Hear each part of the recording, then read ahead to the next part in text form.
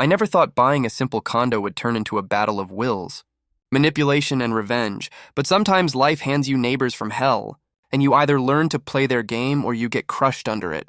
Let me tell you about how one smug family tried to steal what was mine, how they thought they were untouchable, and how I made sure they learned that every move leaves evidence and every lie leaves cracks. My name is Daniel Cross, my wife is Emily.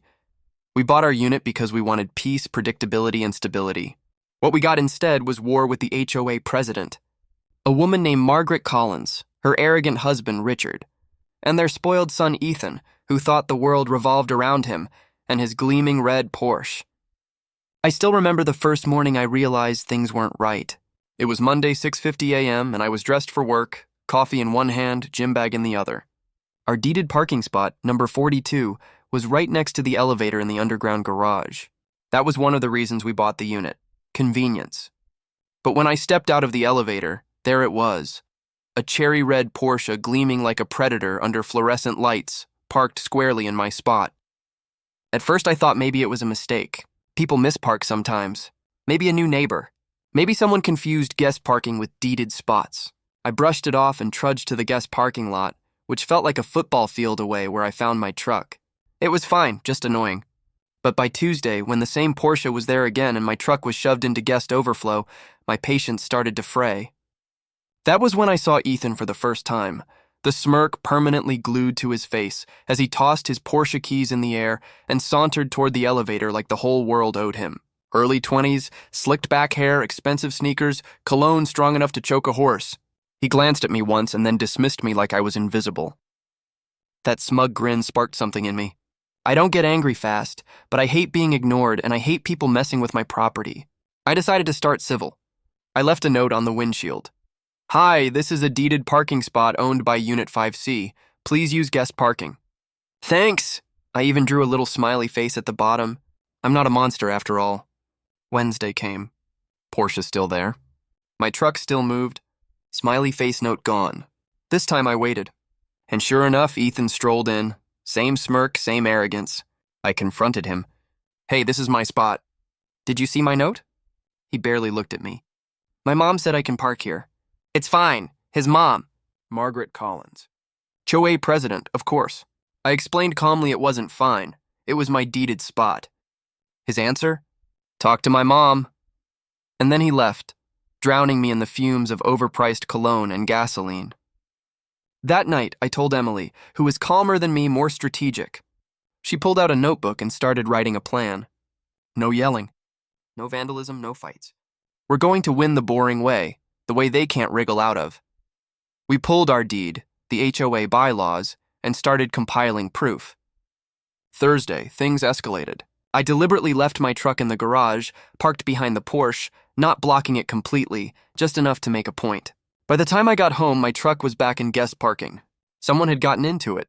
At first, I thought maybe security, but then I remembered I had left a valet key hidden under the wheel well for emergencies. Someone found it. That wasn't just parking theft anymore. That was breaking into my truck. Now it was war. Emily's voice was icy calm. They crossed the line. We're going to catch them. We bought a small window cam and a pinhole camera.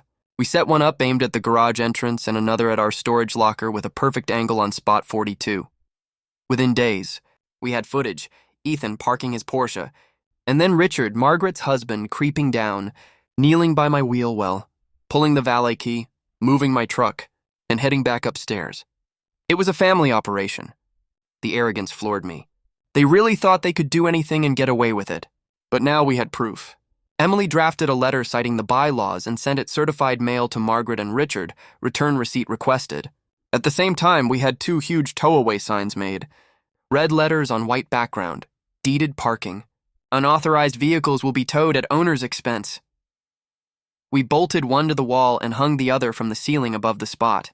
There was no way to miss them. The trap was set. And Friday morning, Ethan pulled in like always, smirked at the signs, shook his head, and walked off. He didn't care. But this time I wasn't heading for the bus. I was calling the tow company. "You've done your homework," the dispatcher said when I explained everything, impressed that we had deed documents, signs, and certified letters. 20 minutes later, a flatbed tow truck rumbled down into the garage. The driver, big guy with a beard, gave me a nod, checked my paperwork, and got to work. Watching him methodically strap down Ethan's beloved Porsche was better than Christmas. And that was the exact moment the elevator dinged open and Ethan appeared. His smirk dissolved into horror. He ran toward the truck, shouting, "You can't do this! That's my car!" The tow driver didn't flinch. "Not your spot. Not your call." Ethan turned on me, fists clenched, eyes blazing. "Call him off, now." I stayed calm. "I warned you. I left a note. I told you in person. I mailed your parents. You ignored all of it. This is what happens." He shoved me then, not hard enough to drop me, but enough to make my blood boil. I grabbed his shirt, and for a second I saw fear in his eyes. He was all bluff. But before it escalated, the driver stepped between us, pushing Ethan back. That's when the elevator dinged again, and Margaret and Richard stormed in. Margaret's face was red with fury, her voice a shriek. "What is the meaning of this? Release my son's car immediately. I am the HOA president, and I forbid this." The tow driver didn't even look fazed. He pointed at the signs, the paperwork, the car already strapped to his truck. "Ma'am, this is legal. It's leaving now. You can pick it up at our lot and pay the fees." Margaret's shriek hit a new octave. Richard glared like he wanted to strangle me. Ethan looked like he might cry. Neighbors peeked from the hallway, whispering. Emily calmly kept recording everything on her phone. The truck rumbled up the ramp, Porsche gone, Margaret speechless for the first time ever. But as she pointed a manicured finger at me, her voice dropped to venom. You've made a very big mistake Wednesday, HOA meeting. Be there." What followed was 2 days of nervous neighbors whispering, warning me, telling me Margaret plays dirty. Emily and I prepared. We printed our deed, the bylaws, certified receipts, screenshots from the video, photos of Ethan parking, photos of Richard stealing my key, and most importantly, a still image of Ethan shoving me. We put it all in a binder. Wednesday came. The community room filled with folding chairs, coffee cups, and nervous residents. Margaret sat at the front like a queen, Richard at her side, Ethan sulking.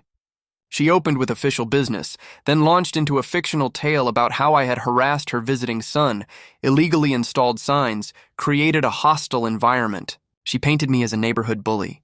I couldn't help but laugh. Emily stood, binder in hand, calm as ever. "Point of order, Madame President," she said. "Bylaws Article 9, Section 2 allows deeded owners to post commercial towing signs provided by the HOA's own contractor." "We followed it exactly." Murmurs filled the room. Margaret turned red. I stood next to Emily. "And as for your son being a visitor," I handed the binder to our neighbor Bill in the front row. Pages 3 through 12 are photos of Ethan's car parked illegally in my spot. Page 13 is your signed certified receipt acknowledging our warning. Page 14 is a photo of your son assaulting me. Gasps filled the room. Bill passed the binder around as people craned their necks to see. Margaret banged her gavel, shouting, "Order!" But her authority was crumbling. I added one final blow. "And let's talk about money. That tow cost $250 plus $50 a day. 3 days now. That's $400. Are you paying it or letting the fees climb on your son's car?" Margaret trembled with rage, sputtering nonsense, Richard glaring daggers, Ethan slouching in shame. The neighbors weren't buying her act anymore. The queen had been exposed. That was just the beginning, though. Margaret tried everything after that. Threats, bogus violation letters, accusations. But every time, Emily and I answered with facts, paperwork, and video proof. We documented everything, and slowly, the tide turned. Neighbors stopped fearing her and started questioning her. Eventually, Margaret's reign crumbled under the weight of her own arrogance. As for Ethan's Porsche, let's just say the tow yard had a public auction when they didn't pay the fees. And guess who showed up with the winning bid? That's right, Emily and I. For less than half its value, we bought the very car that started it all. And what did we do with it? Not drive it. Not keep it. We had it delivered straight to a scrapyard, and with more than a few neighbors watching, we watched that shiny red Porsche crushed into a cube of twisted metal. The look on Margaret and Ethan's faces when they found out, worth every ounce of patience and planning. Because in the end, revenge doesn't need to be loud. It just needs to be undeniable.